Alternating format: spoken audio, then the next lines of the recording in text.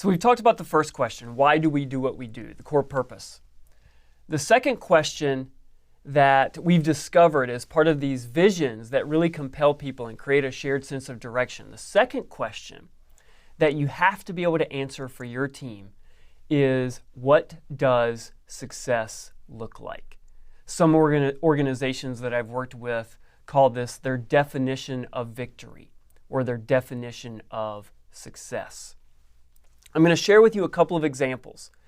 And just like the former question, then I'm going to ask you to, for your team, think about what does success look like and how clearly is that defined today.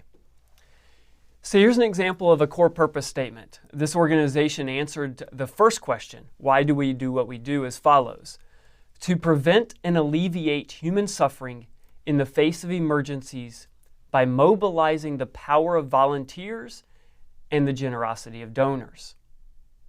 Any guesses as to what organization this is? This is ultimately, still to this day, the American Red Cross, who operates globally when there are events that cause human suffering. And their purpose is to prevent and alleviate that human suffering by mobilizing their resources, both people and money. But what's really interesting about the American Red Cross as a global organization is how they've defined success for the organization, for the teams within that organization, and ultimately the employees that choose to be part of this organization, as well as all the partners that work with the American Red Cross. This is how the American Red Cross has answered the question, what does success look like? I want you to think about the organizations that you either work in today or that you worked in before. Were those organizations as crystal clear as the American Red Cross about defining what success ultimately looked like? The American Red Cross, through its strong network of volunteers, donors, partners, is always there in a time of need. We aspire to turn compassion into action so that, and this is the really important piece of what the American Red Cross is doing here, is they're defining for all of their various stakeholders, their quote-unquote customers, what success looks like. So for all people affected by disaster across the country, around the world, that they receive care, shelter, and hope. Our communities are ready and prepared for disasters.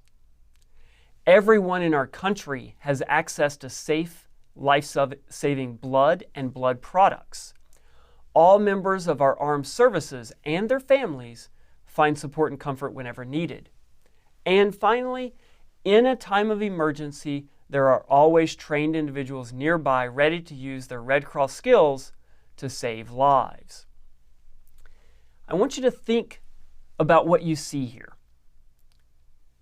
How is the American Red Cross defining its vision of what success ultimately looks like? One key point is they're defining each of their stakeholders, whether it's the people affected by disaster, whether it's the communities they work in, their home country, members of the armed services. Again, people affected by emergency, or the people who need to go to these emergencies to help the folks who are in a time of need. It identifies all the various stakeholders, but then it goes one step further, which is to say, if we are successful as the American Red Cross, then what is true for each of those stakeholders? So for the people affected by disaster, they receive care, shelter, and hope. For the communities that we work in, they are ready and prepared.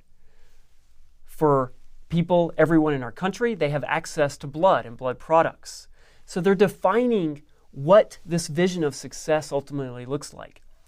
In historical military terms, commanders often called this the commander's intent. They knew that when soldiers got onto the battlefield, lots would change. Everything they had planned for, there would always be something that was uncertain. And so they talked about a commander's intent as being the vision for ultimately what success looked like, so that when the soldiers went to battle, they ultimately could figure it out in times of changing markets or changing resources or changing environment, but they still had a vision for what success looked like at the end of the day, and they could adapt accordingly. And that's why it's so critical, so important that you answer this second question about what does success ultimately look like.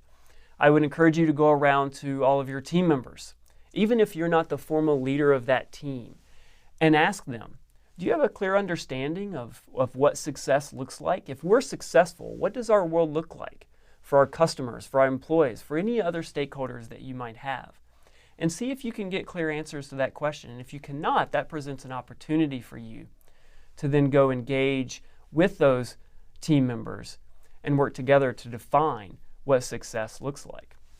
Let me give you another example. We've done the American Red Cross. Now let's go to a for-profit example. This is, again, back to 1950. We've talked about this company, so now you'll know it. This is, again, from a historical document with the company articulating, if we're successful as a company, here's what the world will look like. Here's what they said. We will experience the sheer joy of innovation. Let me stop there. How many of you have ever worked in a team, a company, an organization where that company was about the sheer joy of anything? In this company, ultimately Sony, their first statement about if we're successful was, we will experience the sheer joy of innovation. And to continue, the application of technology for the benefit and pleasure of the general public. We will create products that become pervasive around the world. We will be the first Japanese company to go into the U.S. market and distribute directly. We will succeed with innovations that U.S. companies have failed at, such as the transistor radio. Remember, this is 1950. If you do not know what a transistor radio is, you should go search on the internet to find out. 50 years from now, our brand name will be as well known as any in the world and will signify innovation and quality that rival the most innovative companies anywhere. Important, made in Japan will mean something fine, not something shoddy. Again, if we think about this vision of what success looks like, I would say Sony was pretty successful in their pursuit of that vision of success and their answer to the second question, which is, if we're successful, what will the world look like? What's our definition of success?